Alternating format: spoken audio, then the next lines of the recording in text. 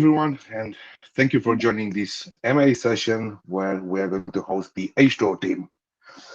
The ocean backend backed non-pegged stable asset H2O is scheduled to officially launch in the ocean ecosystem tomorrow, and it's really expected to bring a wide host of benefits not only to the ocean community but to the wider Web3 in general. In light of this, it's really my pleasure to kick off the campaign with an exclusive preview for the Ocean community. Yeah, it's going to be the first event short, but more will follow in the next weeks. And the New Order team, which is leading the H2O project, they're going to be here often to share updates and answer your questions. The MA today is an opportunity for you to have a sneak peek into the launch of the H2O stable asset and better understand its value for ocean holders. Our collaboration, which started like a year ago, was driven by the aim to spark an abundance of new data owners and data investors into emerging ocean data economy. With the upcoming V4 release that is going to be accompanied by our data farming program, the H2O launch comes at a very opportune moment. As is known by most of you, one of the most important elements of V4 is data NFTs. Those are RSC721 tokens representing the unique asset, and data tokens are RSC20 tokens, and they are going to be used to access data services. Each data service gets its own RSC20, and soon after V4 production goes live, the team plans to release data farming, which is a program of incentivizing a supply of relevant and high-quality data sets. Unlike yield farming in DeFi, data farming has actually utility for all the stakeholders. It's going to incentivize liquidity providers. They're going to earn additional tokens. The protocol is going to receive sustainable liquidity, and the users are going to trust the protocol, secure data assets. It's a win-win situation for all parties involved. And H2O is going to be very important here. The role of H2O is essential because it's going to mitigate all the volatility, and it's going to be used for transactions with data tokens in the ocean marketplace. Therefore, the LP rewards earned from data farming can be swapped to H2O, and thus is going to eliminate the volatility in transacting with data sets. Sebastian and I will be happy to address any questions on this topic later. As I previously mentioned, this project is driven by the New Order DAO, which is a new permissionless incubating DAO, generating long-term value by building and launching early-stage financial protocols, applications, tools, and infrastructure. And we also have Marek from the New Order team. He's going to answer any of your questions on this. So without any further delays from my side, I invite Sebastian and Marek to introduce the H2O project and highlight its potential. Guys, the floor is yours. Hey, thanks, Alex. Thank you very much. It's an absolute pleasure to be here finally with you guys. I'm a big fan of the whole Ocean protocol, and I'm very happy to be here. So I'm joined by Marek, as you said yourself, Professor Marek. He's our data scientist. I'll allow him in a second to introduce himself, but maybe a quick word about me for those who don't know me. So I'm Sebastian. I go by Ocarin on Discord if you feel like reaching out. So I'm the business lead for H2O. I used to work as a digital expert in the financial public sector, where I led different data-driven initiatives such as automation and digitalization projects, where I oversaw the operations, and equally so was an active member of the innovation team. So I worked closely together for several years with different startups to stimulate these topics that I mentioned previously. But throughout the years, I kind of found my ways through to the blockchain space. In the past 5 years, I've been dedicating way too much of my personal time to this topic. So I decided to make the leap of faith and just make it my full-time occupation, which led me to cross paths with the New Order team, as Alex pointed out correctly, and which led to me becoming the business lead of H2O. So that's basically my main occupation and my sole focus at the moment. So maybe Marek, jump in, introduce yourself. Thanks, Sebastian. Yeah, so I'm a technical advisor on H2O. I am also with New Order, like Sebastian's sort of full time on H2O, as he mentioned. I split my time a little bit. My sort of kind of interest in how I kind of got involved in this project is I used to actually teach data science up in Toronto, Canada, there, where I actually also co-founded Canada's first blockchain academic research lab. And eventually, I'll spare you my full biography here, but I eventually left academia to co-found a startup. Eventually that got sold, the startup got sold, and I spent a year working alongside visionaries like Michael Zargam at Block Science, where we were doing token engineering, token mechanism research, right, for many very high profile projects in the blockchain space. And then eventually I went on to co-found New Order, which is, like, as was mentioned, an incubation DAO, but this isn't really about New Order. But like how I got involved was Ocean actually approached us a while back, and I was very excited to learn about this project that would as was mentioned, serve as a stable unit of exchange on Ocean's marketplace. So very excited to be here, and I think that's enough about me. Okay, thank you, Marek. So let's jump right into it. I will give a quick introduction to the protocol itself. I think Alex already did us quite some justice by this very, very good intro. So basically, H2O, as Alex also pointed out, is a non-pegged stable asset. So it's a friendly fork of Rai, for those who are familiar with the protocol. And basically it's not pegged like to the US dollar or any fiat currency. Or initial backing will be the Ocean token, reason also why we're here. And in the very near future, so towards our V2, and that's where things get really interesting for us and for the user as well. We want to introduce data tokens also as an additional backing to the H2O protocol. So H2O can be thought as a price dampened instrument relative to the Ocean token. And as any financial instruments, it can kind of fluctuate up and down in price. So that's why we also said it has a floating peg, as we like to call it.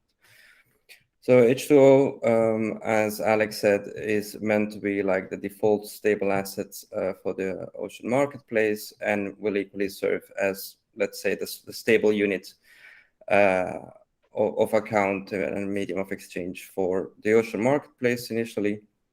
And for further, I mean, we see the ecosystem flourish slowly but very surely, and also we will be available in the same fashion, in a similar fashion, in other data dApps such as DataX and others of the Ocean ecosystem as things go on, of course. So together with Ocean, I feel that with Ocean and of course with the rest of the ecosystem, let's give credit where credit is due. I believe that we are really building a kind of a new pillar of value in DeFi, one that is built this time on data, and we're kind of positioning centrally in the data ecosystem. So a quick word on our governance token. So similar to the MakerDAO model and also with the reflection, but I believe maybe most of the audience is more familiar with DAI and Maker.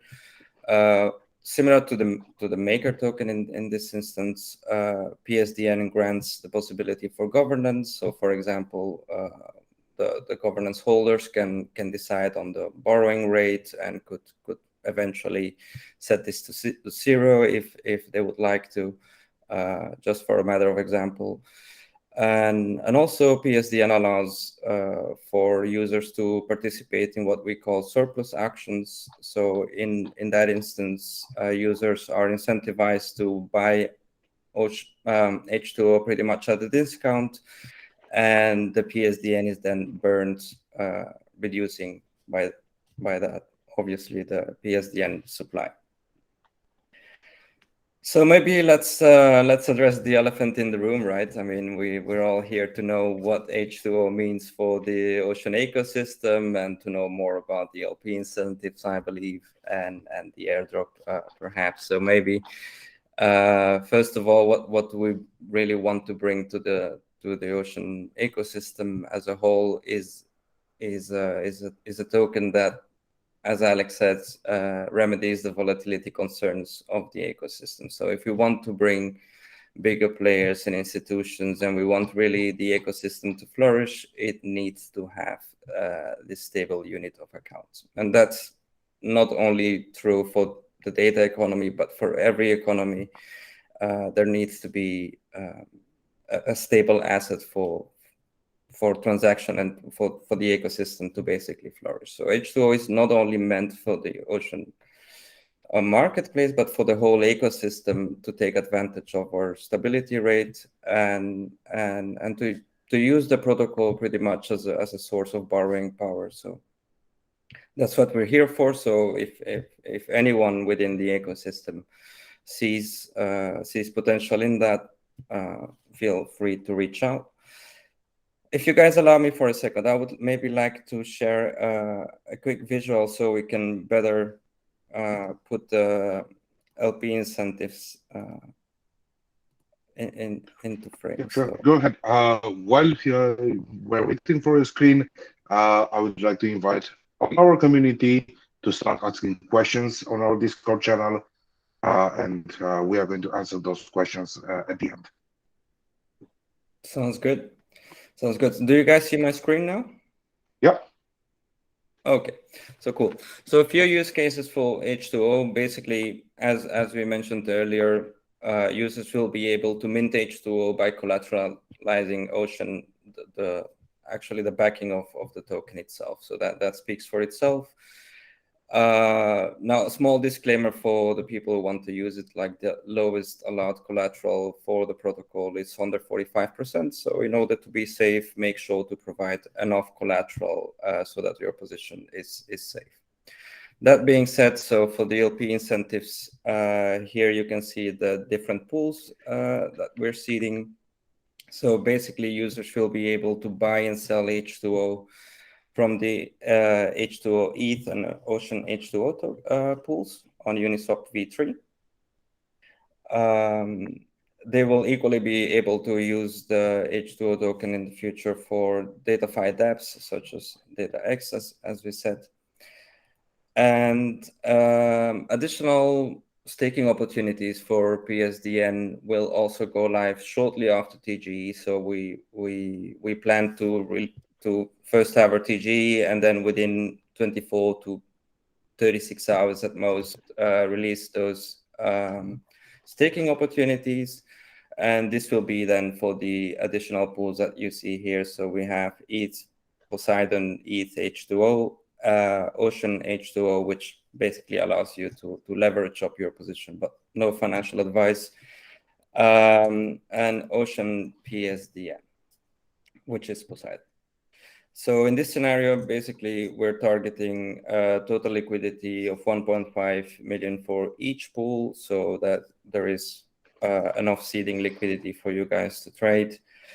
And we will also actively be managing our LP rewards on a weekly basis to offer you, the community, the the best rewards possible, and we're aiming at 100% APR in order to mitigate all impermanent loss possibilities that might be out there.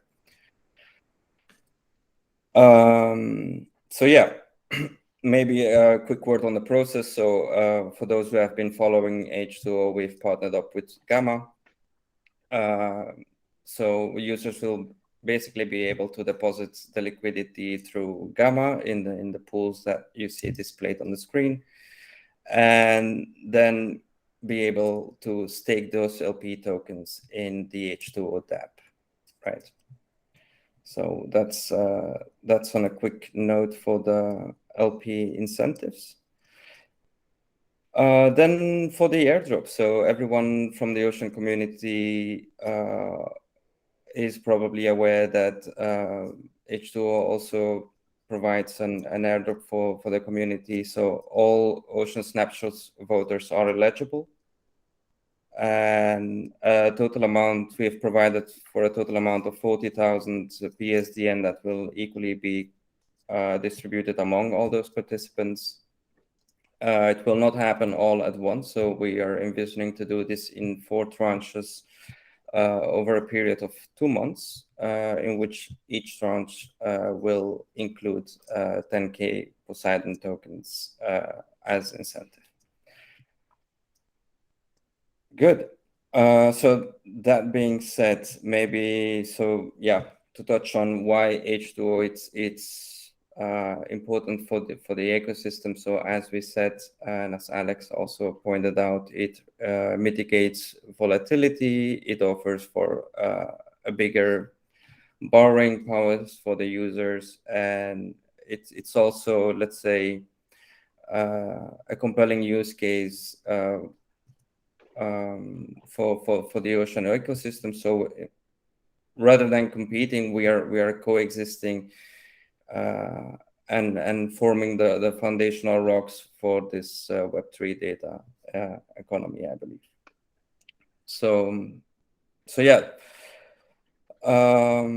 maybe we can touch a bit on what's the significance of Ocean for basically for H2O, so that people can better understand what it means for us to also work with you guys. Because as I said at the very beginning, I think for me it's personally a very big honor to be on the stage with you guys and also to work closely together with you. So I mean, we believe that Ocean is at the forefront and an absolute market leader in Web3 data economy, and you guys are constantly building new primitives that really foster this data economy and the ecosystem itself. And I think it goes without saying that the founding fathers of Ocean Protocol are pretty much amongst the forgive my language, but amongst the OGs of the ecosystem. So they have a vision which we strongly believe in. We believe that the data economy indeed has all the tools at hand to become this $1 trillion economy, and we also see that you guys are above of being an excellent protocol and really bringing promising ideas. You're also building a vast network of projects around you, from which we also are part of. So that's really cool, and it also gives us a vast pool of potential partnerships, and it makes things easier to have an immediate use case, which is not always evident for a stable coin, for a stable asset to have an immediate use case at launch. So that's why Ocean is really important for us, and we couldn't be more happy to have you guys as partners. Thank you. But enough flowers there, I believe. I think there should also be some room for the technical side of our protocol, and I think there is no better person to give us some insight than Professor Marek. Marek, please. Former professor. I'm regular Marek now, but I guess Keep forgetting. Right. Yeah, so yeah, I mean, on the technical side, I think probably what's most salient, let's say, is you know, sorry, you have to excuse me. I'm actually just recovering from a cough I'm having here. I'm out in Amsterdam at the conference, just finished, and it gets windy out here. I caught a little cold. So yeah, I mean, I guess a question that we commonly get, right, is about the sort of the functionality of H2O, and how H2O attempts to be a stable asset, right? It's a little bit different than kind of, I would say it's significantly different than what we commonly call stable coins, right? Because those are pegged, right? This is really, H2O is different because it's not designed to be pegged to anything. There's a possibility it may never return to the same value that it started at, but there's a PID controller mechanism, which I'll talk about in just a moment, that does try to keep it at the same price. So I guess similar to how I would say, like, fiat currencies, for example, the euro, the pound, etc., they all kind of fluctuate price with respect to each other. H2O is expected to float around the target price. It's going to be influenced by different market forces, of supply and demand. And so what the PID controller does, right? This sort of, I would say, very, very intricate and interesting piece of technology that Reflexer sort of took advantage of, within the RAI protocol. PID is sort of a very famous type of control system in engineering. It keeps airplanes in the air. It flies rockets to Mars, and so it's actually very, very well vetted, I would say mechanism, right? And so the incentives that this PID controller adjusts within the protocol are the same incentives that are offered to safe users and H2O holders. And in this case, we mentioned safe. This word safe is sort of a keyword that we sort of inherited from the Reflexer RAI implementation, right? Because we're a friendly fork of RAI. And really, it's safe is a type of vault. I'm sure we often get that question, so I'm just front running that question. I'm explaining that a safe is a type of vault that's used in H2O. So what makes H2O different than sort of other stable types of assets, which I mentioned, sort of alluded to this earlier. Unlike stable coins, right, which are I kind of talked about this a bit earlier, they're pegged to $1. H2O is not pegged, and it fluctuates around its redemption price. So the redemption price actually it's, interestingly enough, it's the golden ratio, right, which is 1.618 US dollars. That's the redemption price. And it was actually sort of chosen by the community a couple months ago now, and it's sort of it's thought to be like a beautiful number in math, right? So in mathematics, so we I guess it's an appropriate choice here, right? Interesting choice. So so the redemption price is 1.618, and so just as an example to sort of explore and explain, if the price of H2O is at 1.618, it would tend to stabilize around that price. And what most people call stable coins are pegged instead, right? And pegged coins oscillate around a very specific value, right? Which is usually the most common is like a US dollar, right? Pegged 1-to-1 to a US dollar, or in some cases euros or other currencies as well. So H2O, right, on the other hand, is not pegged to anything. So the system behind the protocol only cares about the market price getting as close as possible to the redemption price of 618, and the redemption price will almost always float around, right, based on the PID controller and market dynamics, and thus it's not pegged 1-to-1. And this compels the system participants to bring market price as close as possible to the redemption value, right? So that's in a technical nutshell. That is the interesting bits of the H2O system.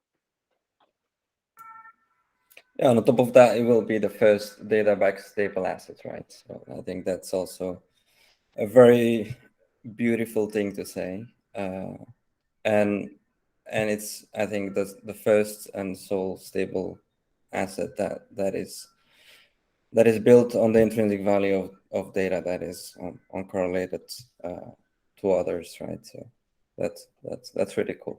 And with that, we hope to be pretty much the native stable asset of the Web3 data. Yeah, that's definitely. And that's definitely, yeah, that's for sure. And yeah, just to disclose, we are not a rebase token, because we often get that question: is it a rebase token? It isn't. So it, as Marek already beautifully explained it rather changes the target price instead of the amount of tokens in circulation. So just to clear that out.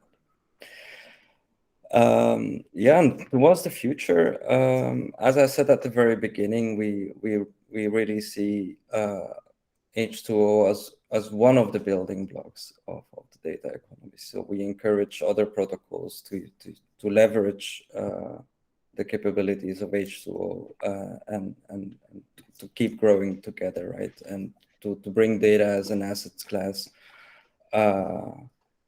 into the Web3, right? Because we believe that there is enormous potential there for growth, and we are very excited on how Ocean Marketplace will capitalize on that now with your V4. And of course, being early in the game gives us the advantage of first mover to capitalize on the growth of the ecosystem. So we hope and are totally envisioning to become the dominant medium of exchange for the data economy, and to keep working and keep building with Ocean and with the rest of the ecosystem. Yeah, definitely. That's going to be a bright future.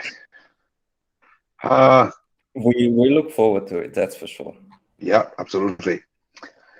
All right. Thank you, Sebastian. Marek, maybe we should see what questions do we have from the community. And here is the first question. It's coming from Sola. Will there be another airdrop, and how soon can we buy it? So that one coming from a mile, right? Those are this type of questions. Let's say we are actively looking into that possibility because we feel it's fair to reward early users. Does that answer the question? I hope so. Yeah, I think that there's probably a few ways kind of at that, right? At early user rewards. So I think, again, like Sebastian, I'm kind of gonna, dodge the question a little bit, but I mean, we're gonna be airdropping for the next couple of weeks, right? So in terms of future airdrops, I imagine that the community would probably get involved in terms of governance, and we're sort of set. I think we set up a lot of the governance infrastructure kind of already. As far as other incentives, there's going to be, as we mentioned, the LP rewards that are going to be going live. I think I would expect them within a day of TG tomorrow. Kind of in addition to that, there's going to be all kinds of use cases. Let's say for H2O, we talked about, I think we mentioned we announced previously a partnership with DataX. So if you haven't seen already what they're up to, they're doing some super exciting stuff. So there's going to be lots of ways to sort of get involved, let's say, right, with H2O, and perhaps qualify for for future airdrops. Yeah, cool. Well, yeah, I also kind of sidestepped the question. I guess we're not not promising one right now. No worries. Thank you for the answer. I have another question. It's from Ultimate Pro. Is it possible that tomorrow there will be only 2% of the supply available? One of the supply for the first tranche of the airdrop and 1% of the supply as the first tranche of the Ocean DAO airdrop. That's gonna be that sounds approximately correct. I mean, we are working closely with Gamma actually right now to bootstrap liquidity in the pools, right? So there's going to be a couple of pools there that are going to have I would say like some seeded liquidity. So it's going to be I think I would say a touch higher. 20,000 by the way is sort of like a theoretical circulating supply, right? That sort of assumes that everybody claims immediately, right? Like that day. So yeah, likely liquidity is going to scale up as far as Poseidon over the coming weeks between like LP emissions, future airdrop tranches, and yeah. So I just want to mention, I guess this is sort of a good segue back, sort of maybe back to the sort of previous question, right? This sort of people are asking how soon we can buy it. I think that the previous question, right, was sort of asking about that. I touched on that a little bit, and as I mentioned, we're seeding liquidity with the help of Gamma because it is on Uni V3. So we're working hard to get those pools up very shortly after TG, so sometime tomorrow. All right. Yep. Thank you. I have another question from Jesus. H2O is going to be in the market, and we know that the offer and demand rule the market, so the speculation works better in other assets. My question is, who is going to buy the asset and why? What is the value of the asset for the people? Good. If I understood correctly, I'm not sure if this speculation works better, maybe in some way, but if I can point out a few use cases. So H2O works as a reserve asset. It can also be used, as I alluded previously, to leverage up your ocean position. The dampening effect of the protocol itself for people who understand the underlying mechanics allows for quite neat arbitrage opportunities. Because it's not hard pegged, you can kind of know by market conditions how the token will evolve, right? So yeah, there are several use cases. I don't like to get too deep into that without giving kind of financial advice, as we say in this space, but there are definitely a few incentives there. And also to have a stable unit of exchange in the data marketplaces to transact in data tokens and so on. I think that's very valuable there. I think to what you were saying, Sebastian, I think it's going to be like, it's going to be, have very high utility within, sort of like this emerging data economy, right? That Ocean is helping to build, right? We've already mentioned like, partnerships with like, DataX, which is like a DataFi sort of, project where they're rolling out like a lot of very interesting, it's not my alpha to spill really, right? But I've sort of seen some of the stuff they're working on. It's really exciting.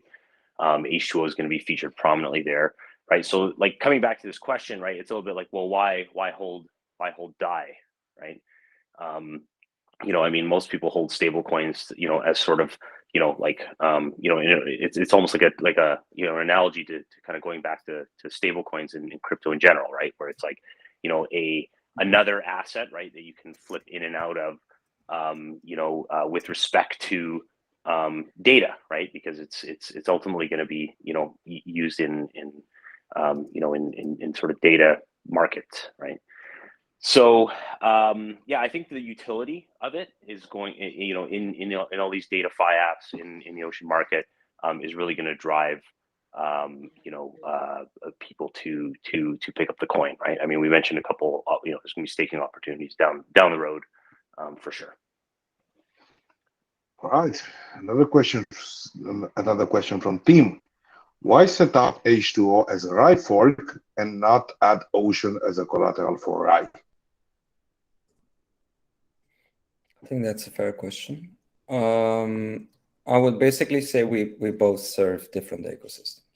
So RAI really serves the ETH ecosystem and is meant to be single collateral. That's also a choice from their end. And they have this concept, I think Marek can also shine some light on that. That is the Money God League, which we are part of, which basically takes together this concepts of the stable assets and group them in what they call the Money God League. So there are different forms of collateral in the different protocols. Yeah, definitely. And I think that, Sebastian, this was sort of part of, Reflexer's kind of vision all along, right? Is like they wanted to work with, pure ETH, right? They wanted to demonstrate, which I think they've done very well, right? This concept of, sort of like a built like a stable asset sort of machine, right? Like they call it a money god, actually, right? They sort of deify it a little bit and say like this is this autonomous system, right? Like the goal is to have this autonomous system that runs on chain and creates this stable asset that can basically run forward, indefinitely, right? And they call it a money god. And they actually have this concept of ungovernance, right? Where they're actually going through that process right now of like ossifying the network, right? And H2O, as we sort of as Sebastian mentioned, has like a very different mission, right? Is becoming sort of like a central, a stable asset in in the data economy, right? And so like because the space, the data economy is going to really like take off, in the coming years, we've got a lot of, as a protocol, speaking as a protocol, H2O has like a lot of, I would say, work to do, and in the coming years, right? And Reflexer's on another path to ungovernance, right? To ossifying. So it's sort of different directions. It's for this exact purpose, right? Because of this, Reflexer formed this Money God League, which we are a part of, right? I believe we are the first project to launch with Reflexer, sort of like technology and mechanisms at the in the back end, that's essentially this Money God League. Is that different projects with different sort of visions and purposes are going to repurpose RAI, Reflexive Labs technology, for these different purposes. And that's we're a friendly fork of RAI, and go back quite a ways with those guys. So it's sort of, I guess we felt it was sort of best for everyone. And the way that we were tied into their ecosystem, right, is that we're sort of tying ourselves, H2O, right, a little bit to the RAI ecosystem as well through providing some liquidity incentives to FLX holders. So FLX is their equivalent of Poseidon, right? And so they'll be receiving stuff over, I think, the next 18 months through liquidity incentives they'll be receiving. So yeah. So that was a long answer. I think it was a great question, right? And it was a long answer. And also please remember that once V4 is going to be live, users are going to be able to use data tokens as collateral. All right. I have another question. I think it's from Tui. Since Ocean is multi-chain, on what network Ocean holders will be eligible to airdrop? Like for the airdrop? Yes. Yeah, for the airdrop, which I guess the question is which blockchains are we doing the airdrop on? So it's going to be on Ethereum mainnet. These airdrops that we're currently doing, although like as far as Ocean, as far as like the snapshot voters, if you voted on the snapshot, regardless of where you were holding your tokens, you'll be qualified. But I guess really the question's about where they will be dropped. They're going to be dropped on Ethereum mainnet, because that's where, like, initially that's where all the liquidity is going to be, right? Right. And So yeah, we do want to build liquidity and get tokens into people's hands. So that's sort of why we took that strategy. Sebastian, you want to add more? yeah, but just to clarify, all chains are eligible. So that being said, everyone is eligible, but the airdrop itself will happen on the mainnet. Also, what are your Cool. plans of bridging the H2O token? Yeah, I mean, definitely. The plans are there for the coming quarter to already bridge to all the necessary chains for the ocean marketplace to start with, right? I mean, those are our initial drop of market, so we want to serve it correctly, and we will be bridging to all those chains. So no worries. Awesome. It's coming. Yeah, probably. I mean, currently the plan is to start with Polygon, right? That's sort of what we're currently looking at, and we're talking to Synapse and some others, for bridging solutions, and we're going to make we're talking to lots of folks. We're getting feedback from the community, from the ocean community, and other stakeholders, and we're gonna make the best best choices there. Also, team has a follow-up. Some of the Rereflexive lab code is licensed as AGPL. Assuming if you are not permitted to use the code in a deployed state, how are you planning to work around those restrictions? Do you have an exclusive licensing agreement with Rereflexive Labs? Yes, we do actually, right? Yes, we do. So we have licensed their code, and we are allowed to use it. Yeah, that's correct, Sebastian. That's yeah, absolutely. So it's like a friendly fork of Reflexer, right? It wouldn't be friendly if we were like, I guess, suppose breaking the law or breaking their contract. Yeah, we're really friendly with them, and we actually have a license to the code as part of the Money God League. Exactly. Shilling the money and we work close together cool, with them. good. So Yeah. so I mean, yeah, we're in close contact and in good vibes. So no problem there. All right. Tim says thank you, and he really You're very welcome, emphasizes. Tim. Excellent question. All right. I think that's about it. Final thoughts, or actually, I have a question which is coming from Telegram. So, how soon are we going to be able to stake? Oh yeah, so as we said earlier, we are planning to release that within 24, 36 hours after TGE. So very, very soon. Very, very soon. Awesome. All right. Any final thoughts? Yeah, I mean, glad to see you all here, and all welcome in our socials as well, and be sure to stick around. Tomorrow we'll be releasing another thread with more insights. I mean, I think we released it already today with more insights on the LP. So if any additional questions arise, feel free to check out our Twitter. I think a lot of the info is already there, and if it's not there, it's coming in the following days. Yeah, definitely. We are excited about the launch tomorrow. Community seems excited about LPs and rewards. So awesome job. Cool. Thanks for having us again. It was an absolute pleasure. Yeah, thanks, Alex. Thank you, guys. All right. See you tomorrow. Take care. Take care. Cheers. Take care. Cheers.